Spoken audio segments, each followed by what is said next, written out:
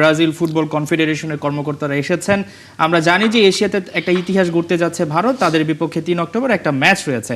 ASEAN কাপে তারা খেলবে না শুধু এই ম্যাচটার জন্য, আবার আমাদেরও এমন একটা এখন অবস্থা দাঁড়িয়েছে যে আমরা আসিয়ান কাপ খেলবো, কিন্তু এর মধ্যে আবার ব্রাজিলের তরফ থেকে একটা প্রস্তাবনা এসেছে যদি বাংলাদেশ খেলে ব্রাজিলের বিপক্ষে বড় একটা টাকার অঙ্ক দরকার রয়েছে। সবকিছু মিলিয়ে ছোট্ট করে জানতে চাই এটা আমাদের দেশের ফুটবল কতটা কাজে লাগবে। খুবই কঠিন প্রশ্ন এটা। এর আগে আর্জেন্টিনা এসেছিল বাংলাদেশে, প্রশ্ন উঠেছিল যে দেশের ফুটবল আসলে কতটা সেটা কাজে লেগেছে বা লাগবে।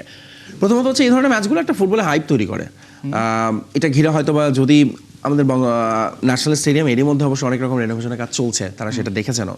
যদিও এখন পর্যন্ত আসলে কোনো পক্ষে খোলাসা করেনি, বাফুফেও না সিবিএফও না, যে অ্যাকচুয়ালি রিজনটা কি। জানা যাচ্ছে যে এটা একটা বিকল্প ভেন্যু হতে পারে ফর প্র্যাকটিস ব্রাজিল দলের জন্য, কারণ তারা সেখানকার মাঠ দেখে অসন্তুষ্টি জানিয়েছেন। এখন আপনি যে প্রশ্নটা করেছেন একই প্রশ্ন হচ্ছে ভারতের ফুটবল মহলে। সেখানে এরই মধ্যে সিনিয়র ফুটবল লেটসে বাইচুং ভুটিয়ার আমি একটা নিউজ দেখছিলাম, তারা বয়কটের ডাক দিচ্ছেন এই ম্যাচ। কেন তারা মনে করছেন এই ম্যাচ ভারতের ফুটবলের জন্য কোনো কাজে আসবে না, 30-40 কোটি খরচ না করে এই ম্যাচের জন্য এই টাকাটা দেশের ফুটবলে ইনভেস্ট করা উচিত, এটা হচ্ছে তাদের মত। এখন আমাকে যদি পার্সোনালি জিজ্ঞেস করেন, ব্রাজিল দলের বাংলাদেশে আসা অবশ্যই এটা ধরুন একটা দারুণ বিরাট বড় ব্যাপার হবে, এবং যদি তারা ম্যাচ খেলতে চায় অথবা তারা যদি এসে একটা সেশন প্র্যাকটিসও করে, একটা দর্শকদের জন্য একটা ওপেন প্র্যাকটিস সেশন থাকে, কিন্তু সেই সঙ্গে যদি বাংলাদেশের লোকাল ফুটবলারদের একটা কোনো সেশন যায়, সেই মেলবন্ধন যদি ঘটানো যায় এবং তাদের সঙ্গে এটা শুধু ওয়ান অফ ইভেন্ট হয়ে থাকবে না, ব্রাজিলের এই আসার একটা সুযোগটা নিয়ে যদি একটা লং টার্ম তাদের সঙ্গে কোনো কন্ট্রাক্টে যাওয়া যায়, প্লেয়ার দেয়া নেয়া, সেগুলো আসলে হেল্পফুল হবে। আদারওয়াইজ শুধু আসলে একটা অনুশীলন করলে বা একটা ম্যাচও যদি খেলে, সেটা খুব একটা বাংলাদেশের ফুটবলের জন্য লাভ হবে বলে আমার মনে হয় না। এই জায়গাটাতেই আসলে আমার মনে হয় যে যদি বড় অঙ্কের টাকা খরচই হয়, সেটা আসলে ফ্রুটফুল হওয়া উচিত। সেটাই আসলে, কারণ আমাদের এই আবেগটা তারা জানে, শুধু সেই আবেগটাই থাকবে না, তাদের সঙ্গে আমাদের যে ফুটবলের যেটা সম্পর্ক সেটা তৈরি হবে, আমরা সেই প্রত্যাশা করছি। ফয়সাল তিতুমির, আপনাকে অসংখ্য ধন্যবাদ আমাদেরকে সময় দেওয়ার জন্য। খুবই কঠিন প্রশ্ন এটা। এর আগে আর্জেন্টিনা এসেছিল বাংলাদেশে, প্রশ্ন উঠেছিল যে দেশের ফুটবল আসলে কতটা সেটা কাজে লেগেছে বা লাগবে। প্রথমত হচ্ছে এই ধরনের ম্যাচগুলো একটা ফুটবলে হাইপ তৈরি করে। এটা ঘিরে হয়তো বা যদি আমাদের ন্যাশনাল স্টেডিয়াম এরই মধ্যে অবশ্য অনেক রকম রেনোভেশনের কাজ চলছে, তারা সেটা দেখেছেন। যদিও এখন পর্যন্ত আসলে কোনো পক্ষে খোলাসা করেনি, বাফুফেও না সিবিএফও না, যে অ্যাকচুয়ালি রিজনটা কি। জানা যাচ্ছে যে এটা একটা বিকল্প ভেন্যু হতে পারে ফর প্র্যাকটিস ব্রাজিল দলের জন্য, কারণ তারা সেখানকার মাঠ দেখে অসন্তুষ্টি জানিয়েছেন। এখন আপনি যে প্রশ্নটা করেছেন একই প্রশ্ন হচ্ছে ভারতের ফুটবল মহলে।